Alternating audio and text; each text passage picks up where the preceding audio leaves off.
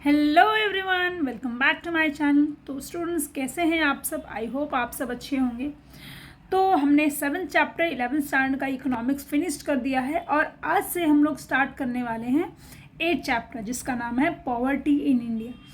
Poverty को हिंदी में गरीबी भी कहा जाता है। तो गरीबी किस तरीके से भारत देश में स्प्रेड है या किस तरीके कौन कौन से उसके कॉन्सिक्वेंसेस होते हैं, उसके कॉजेस क्या क्या होते हैं, उसके क्या क्या गवर्नमेंट ने प्रिकॉशंस लिए हैं या उन्होंने क्या क्या चीज़ें से की हैं जिससे गरीबी को कम किया जा सकता है, ये सारी चीज़ें, ये सारा डिटेल हम लोग इस चैप्टर में पढ़ने वाले हैं।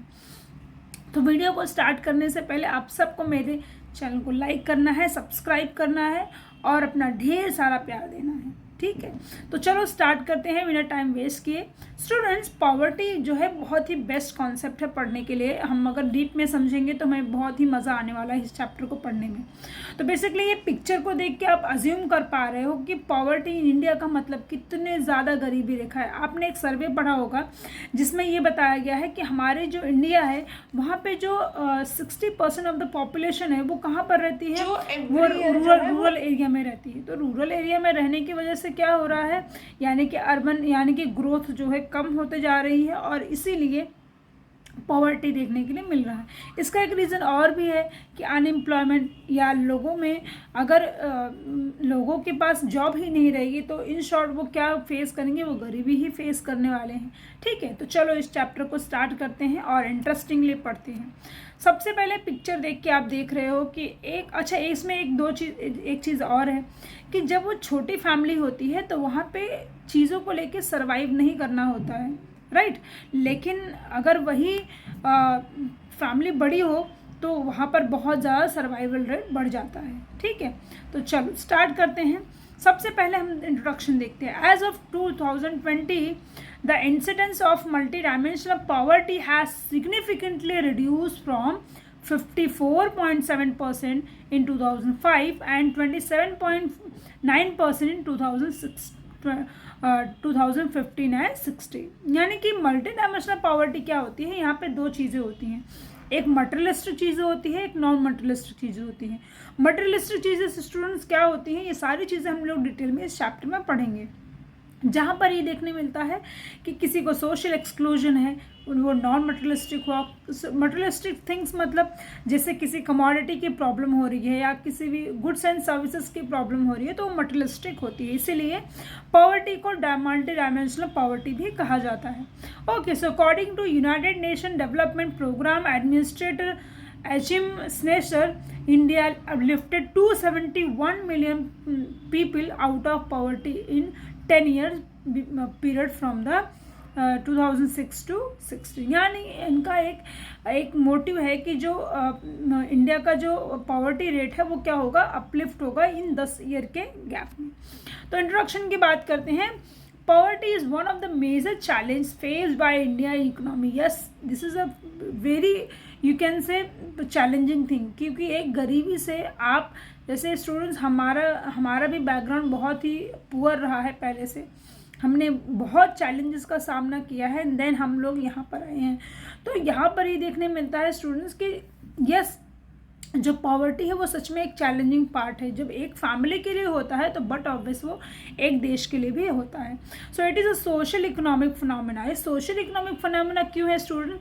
क्योंकि यहाँ पर देखने मिलता है कि सोशल इकोनॉमिक फिनोमेना होने की वजह से ना ही एक फैमिली, एक सोसाइटी पूरी क्या होती है, अफेक्ट होती है जस्ट बिकॉज ऑफ पॉवर्टी।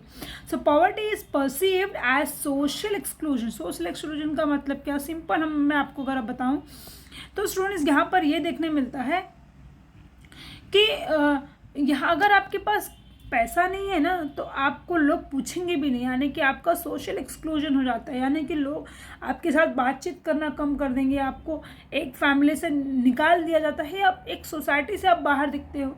जैसे एग्जांपल दूँ, अगर आप कॉलेज जाते हो, कॉलेज में अगर कोई रिच लड़का है या रिच एक ग्रुप है और एक पुअर है तो वो आपको अपने ग्रुप में लाना पसंद नहीं करेंगे। क्यों नहीं पसंद करेंगे? क्योंकि उनका एक अलग स्टेटस है, वो अपने स्टेटस को मेंटेन करने के लिए आपसे दोस्ती करना पसंद नहीं करेंगे। सो दैट इज सिंपल होना है social exclusion of certain section of the people in the society. So deprivation of basic needs and denial opportunity has led to social exclusion। अब यहाँ पे सोशल एक्सक्लूजन का मेन रीज़न जो है वो ये है कि या तो लोगों के पास बेसिक नीड्स फुलफिल करने के लिए पैसे नहीं होते हैं, आइदर उनके पास अपॉर्चुनिटीज़ नहीं आती है जिससे वो खुद को अपग्रेड कर सकें।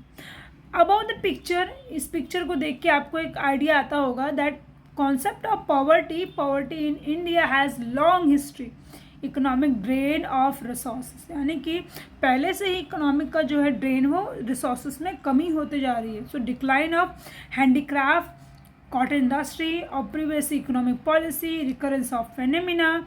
रिकरेंस ऑफ फेनोमिना का मतलब क्या है? एक अभी भी भारत देश में ऐसी बहुत सारी फैमिली है जहाँ पर औरतों को आदमियों के बीच में दर्जा नहीं दिया था, यानी कि आज भी जो फेमिनिज्म है, यानी कि जो महिला ये है, उनको सोसाइटी में इतनी वैल्यू नहीं होती है। तो इसकी वजह से ये सब भी रीज़न है पॉवर्टी का। अगर एक फैमिली में हस्बैंड वाइफ दोनों मिलकर कमाते हैं तो उन्हें इस प्रॉब्लम का सामना करना पड़ता नहीं है।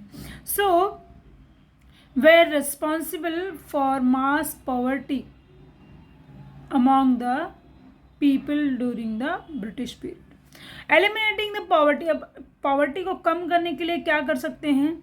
Has been top agenda. देखो इंडियन जो गवर्नमेंट है उनका सबसे टॉप एजेंडा ये है कि भारत देश को गरीबी रेखा से कम करना है। इसके लिए वो बहुत सारे प्रयत्न भी कर रहे हैं, बहुत सारे स्कीम्स बना रहे हैं, इकोनॉमिक पॉलिसी में चेंजेस ला रहे हैं, एजुकेशन को प्रमोट कर रहे हैं, and policy measures such as economic planning हो रही है, इकोनॉमिक रिफॉर्म्स हो रहा है, एंटी पॉवर्टी प्रोग्राम जैसे कि गरीबी हटाओ, gender reduction in poverty, greater reduction in poverty, यानी कि ये सारी चीज़ों का यूज़ करके पॉवर्टी को कम करने की कोशिश की जा रही है। ओके, नेक्स्ट आता है हमारा मीनिंग ऑफ पॉवर्टी।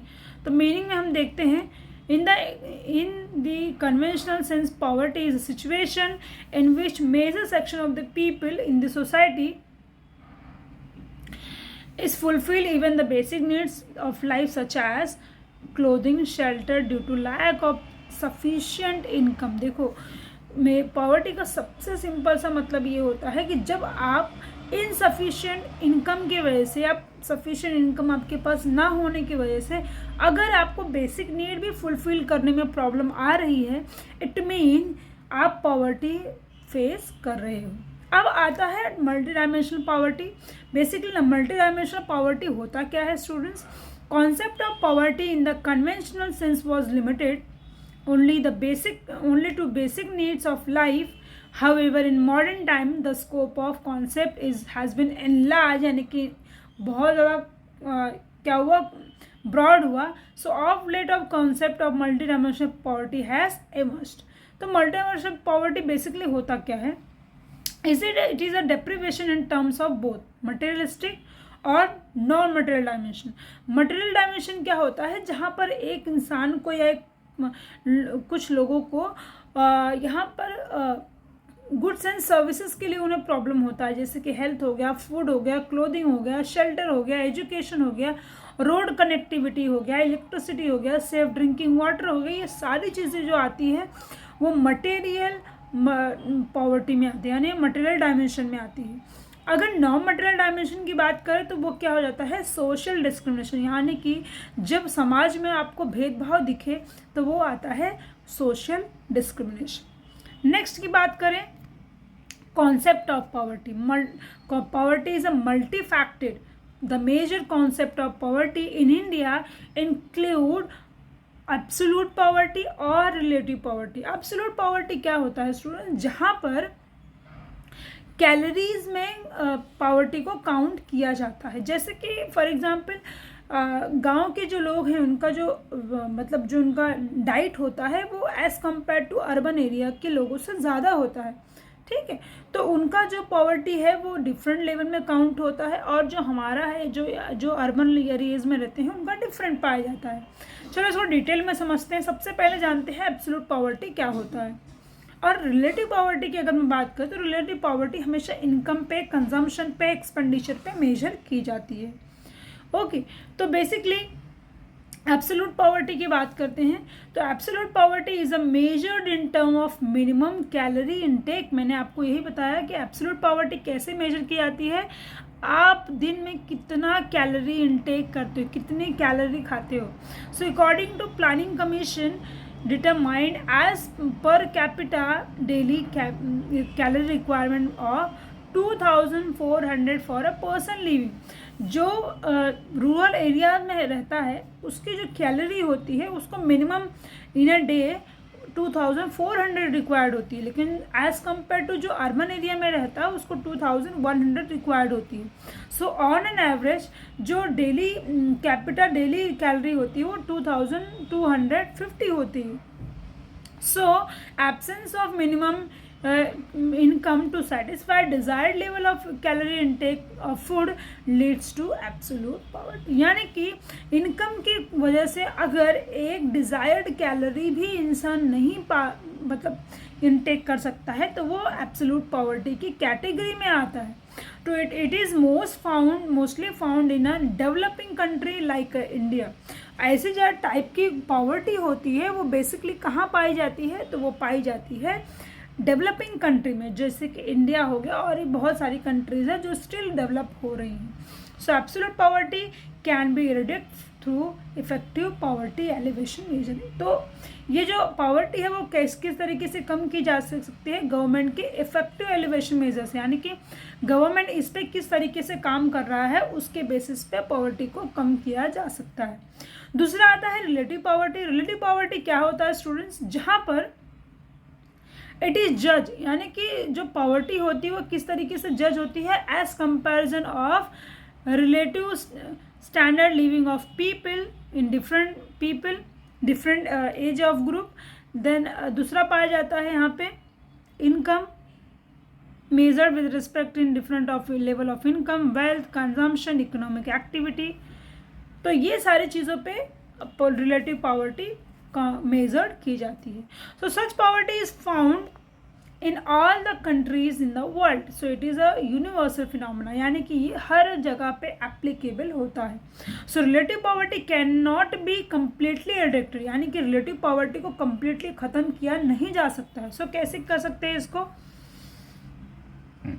इसको कम करने के लिए अप्रोप्रिएट पॉलिसी होनी चाहिए, अप्रोप्रिएट इकोनॉमिक पॉलिसी होनी चाहिए.